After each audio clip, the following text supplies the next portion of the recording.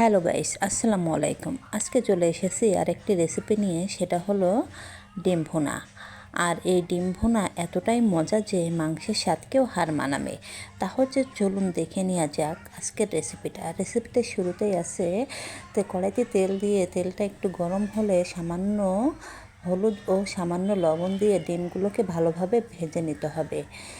ডিমগুলোকে ভালোভাবে ভেজে নিতে যে দেখলাম আমার ডিমগুলো কড়াইয়ের সাথে লেগে লেগে যাচ্ছে। অবশ্যই ডিমগুলো খুব ভালো আমার সেদ্ধ হয়েছিল না, যার কারণে এটা হয়েছে হয়তো বা।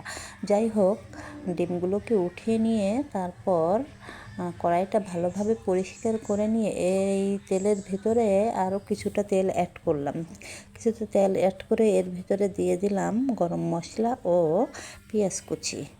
গরম মশলা পেঁয়াজ কুচি দিয়ে কিছুটা নাড়াচাড়া করে একটু লাল লাল করে ভেজে নিতে হবে।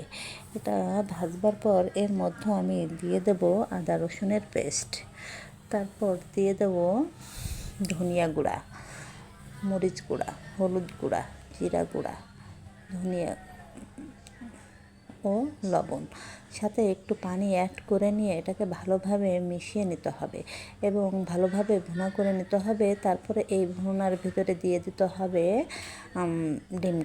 ডিমগুলো দেওয়ার পর এটাকে ভালোভাবে নাড়াচাড়া করে নিয়ে এর মধ্যে অ্যাড করতে হবে পানি অ্যাড করে এটাকে 4-5 মিনিটের জন্য রান্না করতে দিতে হবে। 4-5 মিনিট পর ফিরে এসে দেখি আমার রান্নাটা প্রায় শেষ হয়ে গেছে, তৈরি হয়ে